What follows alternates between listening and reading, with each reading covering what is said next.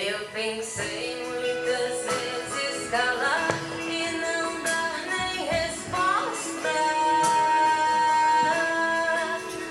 Eu pensei na fuga esconder-me e longe de ti. Boa tarde, queridos irmãos, amigos que se encontram aí conectados nessa tarde do dia 25 de abril de 2020, onde na igreja nós vivemos um tempo pascal, tempo de vivermos a alegria, na esperança, no amor, na fé e principalmente da vitória sobre a morte. A vitória da vida sobre a morte. Portanto, nós devemos sempre buscar essa alegria em Cristo Jesus. E nós aqui nesse bate-papo da tarde, como temos feito quase todas as tardes, hoje, primeiramente venho responder uma pergunta feita pela Rose ontem, já que nós estávamos vendo aí dias atrás, simbolismo ou nomenclatura, denominações que a igreja apresenta ao Espírito Santo, Falamos, das nove denominações: a água, a unção, o fogo, a nuvem, a luz, o selo, a mão, o dedo e a pomba. Tudo isso contido aqui no catecismo da nossa igreja. Um manancial de conteúdo, de ensinamentos, daquilo que nós devemos saber sobre a nossa igreja. Por isso nós estamos aqui e eu me propus a fazer isso nesse tempo para a gente conhecer algumas coisas interessantes sobre nossa igreja. E ontem, quando eu falava sobre a denominação do selo, o selo é um símbolo próximo da unção, com efeito é Cristo que Deus marcou com o seu selo. É nele que também o Pai nos marca com o seu selo, por indicar o efeito indelével da ação, da unção do Espírito Santo no sacramento do batismo, da confirmação e da ordem. 3 sacramentos no qual o Espírito Santo imprime uma característica indelével. E surgiu a dúvida, ontem a Rose nos perguntava, mas o que é indelével?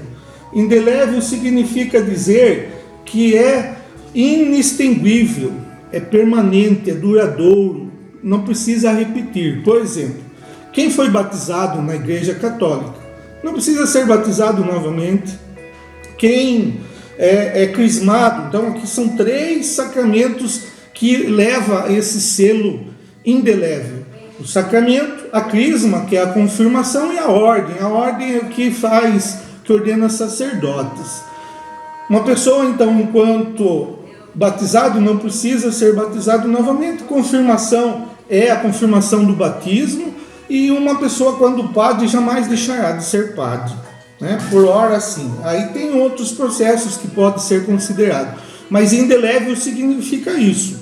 Inclusive, eu não sei se vocês sabem, há uma lista, há uma certa quantidade de igrejas com outras denominações que batizam na água, pela água, em nome do Pai, do Filho e do Espírito Santo, que se já forem batizadas e vierem participar da Igreja Católica, não necessita ser batizado novamente, porque a igreja reconhece que o selo do Espírito Santo no batismo é indelével, ou seja, batizou, está batizado.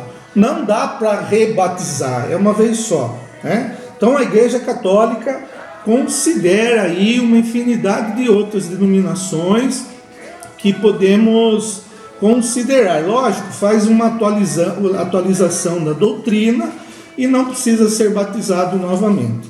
Isso é o que nós reconhecemos como indelével. Tá certo, Rose? Se você estiver aí conectada, dá para você saber já. Se não estiver conectado, vai ficar gravado. Bom, Hoje eu vou trazer um tema aqui bastante interessante para nós e que tem a ver muito com o que nós estamos vivendo, certo? O catecismo da igreja, gente, ele elenca uma infinidade de temas importantes. O tema que eu vou trazer hoje para a gente, aí pelas próximas lives, nós estarmos falando e fazendo esse bate-papo, é o sofrimento.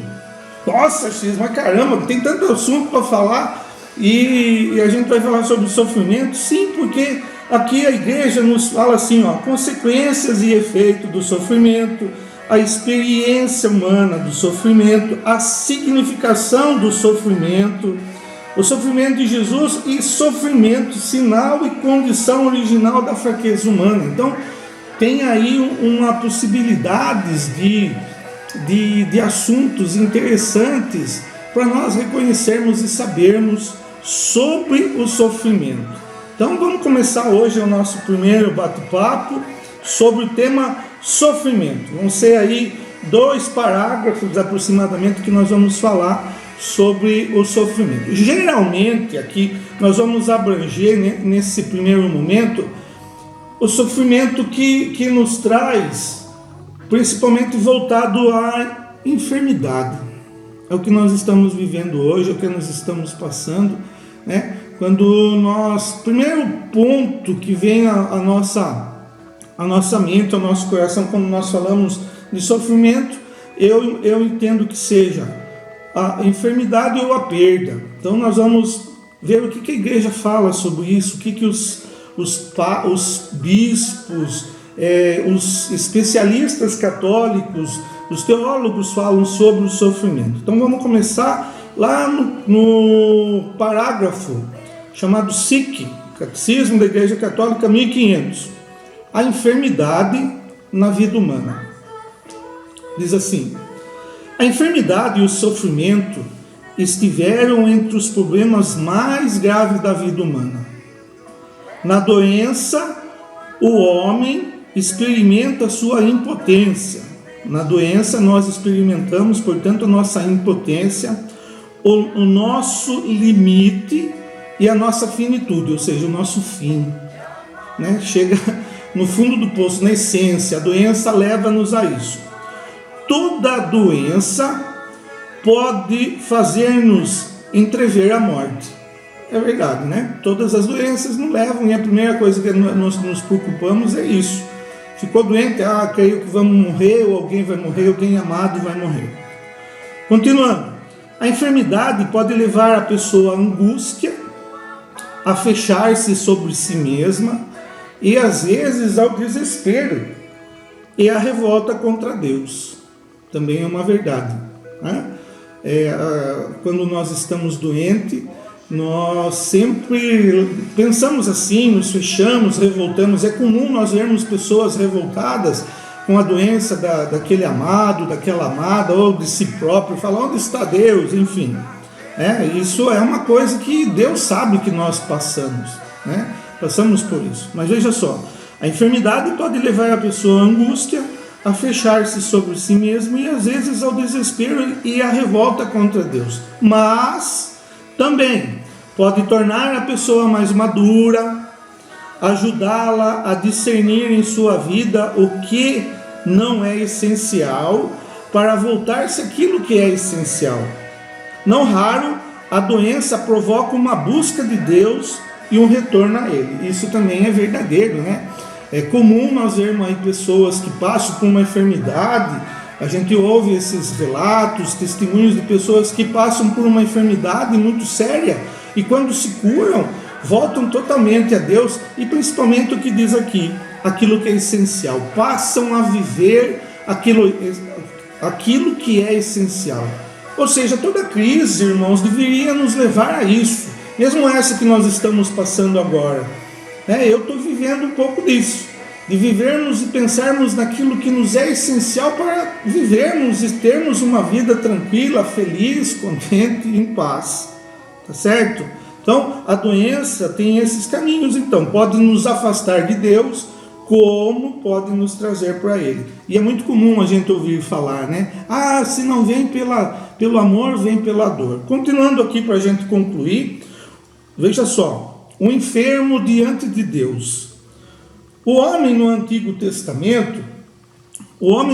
Testamento vive a doença diante de Deus. É diante de Deus que ele faz sua queixa sobre a enfermidade. E é dele, o Senhor da vida e da morte, que implora a cura. Né? Aqui está falando do homem do Antigo Testamento. A enfermidade se torna caminho de conversão, e o perdão de Deus dá início à cura. Israel chega à conclusão de que a doença é uma forma misteriosa, está ligada ao pecado e ao mal, e que a fidelidade a Deus, segundo sua lei, dá a vida. Porque eu sou Yahvé, aquele que te restaura, diz o livro do Êxodo, capítulo 15, versículo 26. O Redentor para os pecados dos outros. Finalmente, Isaías anuncia que Deus fará chegar um tempo para Sião em que toda falta será perdoada e toda doença será curada. Então, lá no Antigo Testamento, tinha uma relação do pecado, das faltas, com as doenças, né? Nós sabemos, já estudamos sobre isso, mais para frente vamos falar um pouco mais sobre isso também, a relação do pecado e a doença. Agora, não significa que todo mundo que está doente é porque é pecador, né? Então nós vamos procurar entender isso também. Mas aqui Deus já numa oportunidade de entendermos um pouco sobre o sofrimento, por que nós sofremos.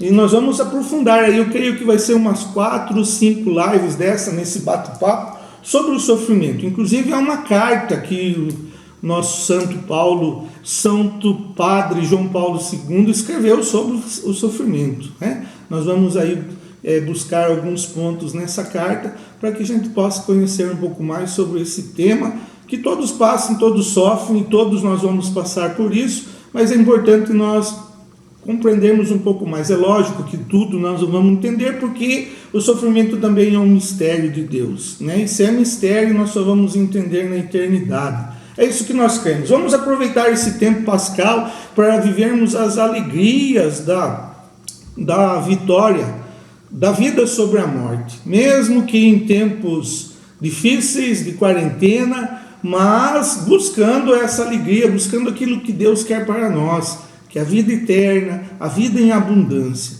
Por isso, obrigado pela sua participação nesse bate-papo. Conto com vocês aí participando conosco. Amanhã teremos outro bate-papo e à noite, às 21h30, às 22h, nosso momento de oração e reflexão, eu e a Eliane fazendo lá um momento para que possamos participar juntos, ok? Tá bom? Então, até amanhã, se Deus quiser. Um beijo no coração de cada um de vocês e vamos participar juntos de tudo isso que o Senhor nos propicia e nos proporciona. Um bom final de domingo, um bom início de semana para todos.